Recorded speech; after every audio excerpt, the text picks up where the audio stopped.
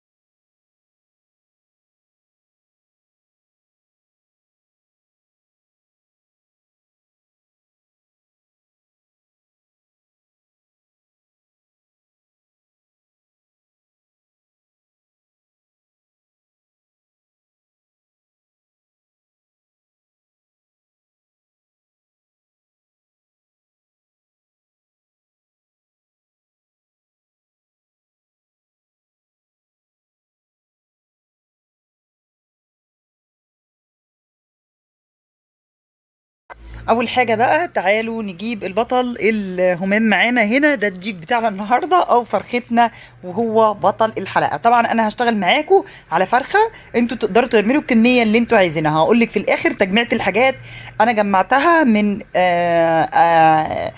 كذا حاجه عملت معايا الكميات دي. تمام. اول حاجه هعملها هبتدي الوزن الاول. دي فرخه 2 كيلو او ممكن لو ازيد من كده كمان مفيش مشكله. لو ازيد من كده هتبقى حلوه معاكي في الصدور وفي البانيه. انا حبيت انها تكون ازيد من 2 بالنسبه لي انا كمرمر علشان خاطر اطلع منها كميه صدور او بانيه كويسه. اول حاجه هفصل الجزء بتاع الصدر عن الوراك. طبعا فيك انك تتلافي كل الموضوع دوت وتخلي بتاع الفراخ يعمل لك الحاجات التقسيمه ديت، وانتي روحي وزعي واعملي الحاجات البسيطه اللي هقول لك عليها. تمام. انا عملت واحده بس قدامكم، وطبعا يا ريت ادعوا لي في تعليقاتكم ربنا يعفو عني يا رب. مش بقدر اقف كتير وكده، فخليت الراجل يكمل لي بقيه اللي انا هعمله. تمام. اول حاجه عملتها فصلت الدبوس عن الجزء بتاع الورك. طلعت الدبوس لوحده اهو. هعمل كده في الوركين. طبعا انت هتعملي في الكميه بتاعتك كلها. انت ممكن جدا تخلي الراجل يفصل لك الوراك عن الصدور ويعمل لك الكميه اللي انت عايزاها بانيه، وتاخدي الصدر اللي انت عايزاه لوحده ككتله من اللحم وتبتدي تقطعي وتوزعي زي ما انت حابه في قلب البيت. لكن انا هنا حبيت اقول لك ازاي تطلعي شيش طاووق من الوراك. تمام. كمان العظم اللي هيطلع كميه عظم كبيره، سواء اذا كنت هتجيبي 3 فرخات 4 فرخات على حسب اعداد الاسره. عندك القفص الصدري بتاع الفرخه والجزء بتاع الورك اللي هنطلعه دلوقتي، كمان الرقبه. الحاجات دي كلها بيتعمل لها بوكيه جرنيه وبتتسلق فيها وبتطلع كميه لحمه كويسه جدا. تقدري تضيفي عليها زيتون، تقدري تضيفي عليها مشروم، تقدري تضيفي بعد ما تتسلق طبعا تقدري تضيفي عليها جبنه موتزاريلا. وفي الوقت دوت تعمليها حشوه سمبوسك او حشم الجلاش او سبرينج رولز، تحطيها في نجريسكو زي ما انت عايزه، لانها بتطلع كميه لحمه كويس. تمام. انا هنا بفصل العظمه بتاعه الورك عشان اطلع الجزء بتاع اللحمه اللي موجود، وده اللي هقطع منه القطع بتاعه الشيش طاووق. طب ما عنديش الستيك او الخلل بتاعه الشيش طاووق الكبيره او موجوده دلوقتي وسعرها غالي، يا ست الكل هنعمل شيش طاووق في قلب الطاسه. تمام. وهعمله معاكم في الطاسه بالفلفل الملون عادي جدا وبالبصل، وهيطلع في منتهى الجمال زيه زي اللي احنا بنعمله بالخل. طب لو انت عايزاه بالعصيان بتاعت الشيش تاووك الستيك ده، هتلاقيها موجوده على الوصفه عندك على القناه، الشيش تاووك مع الرز البسمتي. وصفه حلوه جدا، وشكلها كمان في التقديم كويس زي ما احنا شايفين. بصوا انا ماشيه بالسكينه بالراحه جدا جنب العظمه اهي. والله يا جماعه الموضوع مش صعب خالص بالنسبه لانك هتطلعي اللي انا هوريهولك ده في الاخر، وتكسبي من كل حاجه موجوده عندك في قلب الفرخه، وتعملي اكلات متنوعه وكمان يكون طعمها حلو. صدقوني تستاهل انك تتعبي نص ساعه.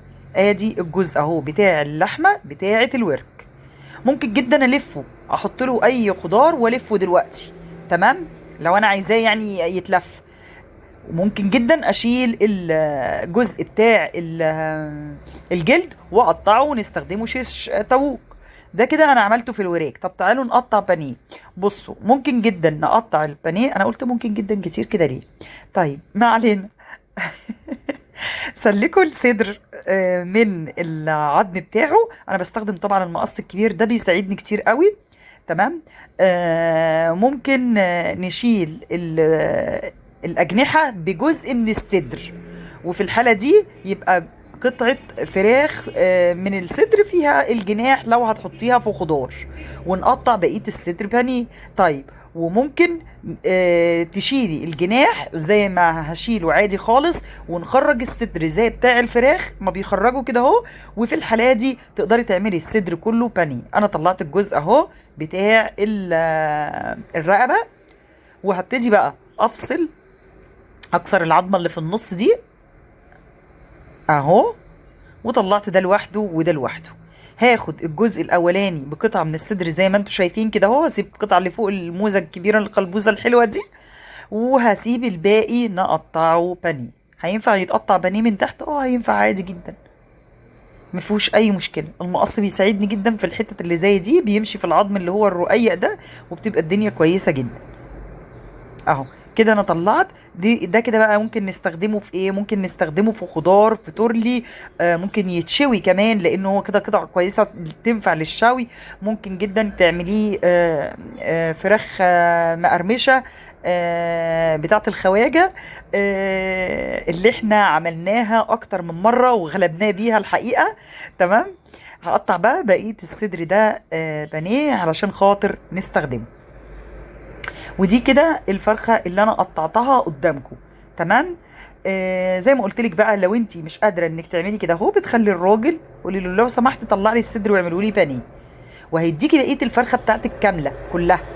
طب تمام، انا جبت مثلا فرختين يا مرمر وعايزه اعمل واحده فيهم صدر، واحد فيهم بس بانيه، والتاني اعمله شيش طاووق او اعمله كفته. هتقولي له حضرتك وزن لي الفرختين وخدتيهم وزنتيهم وبتاع، قولي له اعمل لي صدر بانيه، والصدر التاني سيبهولي سليم زي ما هو بس طلعهولي من الفرخه. وده بالفعل اللي انا عملته، تمام. واحد قطعته بانيه والتاني جبته سليم زي ما انا جبته في قلب البيت كده اهو، وهكمل تقطيعه قدامكم واوريه لكم. كده ده الجزء التاني اللي انا طلعته للخضار او للشوي زي ما انتم شايفين. بصوا انا خلصت الفرخه وما كملناش اكتر من 5 دقايق بالظبط. التوقيت عندي اهو على الفيديو 7 دقايق و30 ثانيه. هبتدي بقى اشيل الجزء بتاع الصدر اللي موجود قدامنا ده، الهيكل العظمي ده، وبعدين هقطع بقى كتلة الصدر اللي موجودة عندي دي، هقطعها الشرايح اللي انا هستخدمها. ممكن بقى التقطيعة ديت تعملي بقى اللي هي شاورما، تعملي اي نوع من انواع الفراخ اللي انت بتحتاجي فيها الكتل اللحم بتاعة الصدور صوفي. لو بتتفرجوا على الفيديو لحد دلوقتي وعجبكم، ما تستخسروش يا جماعة تعملوا لايك، اعملوا لايك واكتبوا كومنت حلو كده بدعوة لطيفة لو استفدتي اي حاجة من الفيديو، عشان اعمل لكم وصفات اكتر ان شاء الله. بصوا هشيل الجزء ده اهو، كمان ده جزء من الصدور. صدقوني العظم اللي احنا بنطلعه ده بيطلع كمية لحمة بعد ما يتسلق مش قادرة اقول لكم قد ايه، كتيرة جدا. طبعا انا الجزء اللي طلع ده هطلعه كده اهو، هتحايل على الوضع وهقطعه، هفتحه نصين كده اهوت علشان خاطر يتاخد حتة بانيه. ودي حته جميله اهي ما شاء الله عليها. هقسمها برضو شريحتين اهو. مفيش حاجه يا جماعه هتقف قصادنا اطلاقا. تفتكروا ان الفرخه بعد ما كانت بالسعر ده احنا هنسيب منها فتفوته خالص؟ العظم ده كله هنطلع منه لحمه ونعمل منه وصفات، مش وصفه واحده. بصوا ما شاء الله. دي كمية البانيه اللي طلعت، والتقطيعة حلوة جدا، مش زي الراجل ما بيقطعها أكيد، بس أنا شايفاها في المجمل كويسة. ودي الوراك هقطعها قطع صغيرة، مش الوراك كاملة اللي هو الجزء اللي احنا بنقول عليه الكفة. هشيل الجلد ده وأقطعها قطع صغيرة عشان الشيش طاووق. وده الجزء اللي في حتة بتاع الجناح، في حتة من الصدر. ممكن جدا الفرخة اللي هعملها بعد كده هشيل منها الجزء ده. ودي الدبابيس، تمام. ودي كمية العظم اللي طلعت، اللي هنعمل منها شوربة مش هنرميها اطلاقا. تعالوا بقى اقول لكم انا طلعت عملت ظبطت مع بعض الوجبات ازاي عشان اخليها تكفي، وعملت الكمية قد ايه. تمام. انا كده وريتك طريقة الخلي. الطريقة بقى بتاعة التوزيع ان انا اعمل وجبة كاملة من الحاجات اللي انا وزعتها دي ازاي. انا هنا دي كبد وقوانص بتاعت فرختين وبتاعت اكتر من كده. مثلا كل ما اجيب فرخة كنت بشيل الكبد والقوانص بتاعتها، بطلنا ان احنا ناكلها مع الفراخ طبعا يعني. ودي دبابيس، ودي عظم بتاع فرختين يعني او 3 فرخات.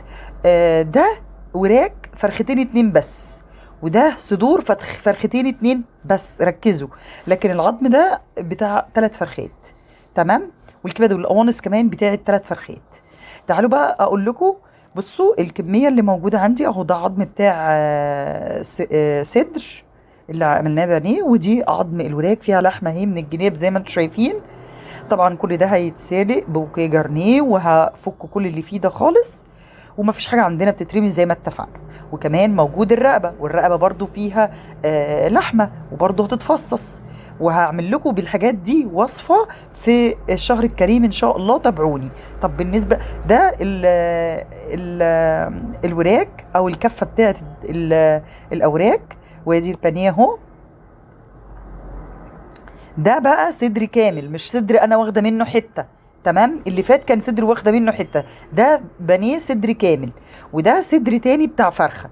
ودي دبابيس فرختين 4 دبابيس، واجنحه فرختين 4 اجنحه. طب هتقسمي ازاي بقى اللي انت حاطاه قدامك ده ما شاء الله عليكي وهما فرختين 2؟ تعالى اقول لكم هنعمل ايه. انا طبعا ما غسلتش، انا شطفت بس، لكن ما غسلتش بالمحلول بتاعنا. الاجنحه بتاعتنا بصوا، هشيل الجزء اللي في النص بتاع الجلد ده علشان خاطر اطلع دبوس كمان، يبقى دبوس من الصدر ده. ازاي ده؟ انتي ايه هو موضوع التوفير حصل لك ايه في دماغك؟ لا والله. تعالى اقول لكم. بصوا هشيل الجزء بتاع الجناح ده، وكده بقى عندي دبوس صغنن اهو من الصدر من الكتف، زي دبوس الورك وجزء بتاع الجناح، تمام. ده دبوس الورك وده دبوس الصدر، عادي الاتنين دبابيس، ايه المشكله يعني؟ وهعمل كده بقى. بصوا في كل الاجنحه اللي موجوده عندي، ادي جناح، ادي التاني. انا عشان بس اعرفكم ان دول لفرختين. التالت الرابع هقطعهم بالطريقه دي. هشيل بس الجزئيه اللي هنا دي عشان ماسكه الاتنين ببعض. طب الاجنحه هعمل لها وصفه ايه؟ هعمل لها كريسبي، تمام، مع قطع ستريبس، لان مش كل الناس عندي بتاخد الجناح. طب ازاي قطع ستريبس؟ تعالوا اقول لكم. بصوا التوزيعه بقى، نركزوا بقى في التوزيع. دول 4 دبابيس. ال4 دبابيس هنعملهم مع جزء من الصدر ك وجبه، لان مش كل الناس بتاكل الصدور ومش كل الناس بتاكل الوراك. هاخد بقى انا الصدر ده هاخد ربعه بس اعمله ستريبس، تمام. وربعه تعمليه ستريبس ازاي؟ هقول لكم والله، استبروا عليا بس كده شويه. اول حاجه هعملها هحز الصدر كده هو بالسكينه، هشرحه حاجه بسيطه كده بالسكينه، وهبتدي اشيل قطعه الفيليه اللي موجوده بره. قطعه الفيليه دي بتبقى ناعمه جدا جدا جدا القطعه دي، وهي غالبا اللي بيتعمل منها الستريبس بتبقى حلوه فيها لانها بتبقى ناعمه وطريه. اهي ادي اول قطعه.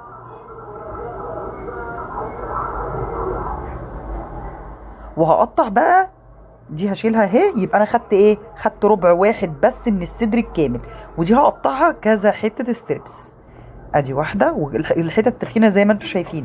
كل ما كانت وزنه الفرخه معاكي كويسه والصدر بقى محمل وكويس، اداكي نتيجه اكتر ونتيجه احسن. بالله عليكم ما تنسوش اللايك يا جماعه، و اشتركوا في القناه عشان توصلكم كل الوصفات الجديده، عشان كل الوصفات دي ان شاء الله يعني ايه تطلع معاكم كويسه باذن الله.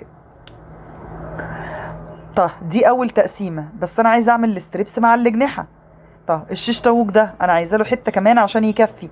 هاخد الجزء بتاع الصدر ده عشان يبقى فيه الشيش طاووق، يبقى فيه جزء من الصدر ويبقى فيه جزء من الايه، من الوراك. او حتى لو عملتيها شاورما يبقى فيه كده وفيه كده، بس هو غالبا بيبقى طعمه احلى في الشيش طاووق لان فيها نسبه من الدهون. وممكن جدا لا استخدمه ده ولا استخدمه ده، واعمله كفته فراخ روعه، مزيج من الدهون اللي موجوده في الوراك مع الصدور اللي هي ما فيهاش دهون خالص. في حته عظمه هنا بس نشيلها بسيطه كده اهو،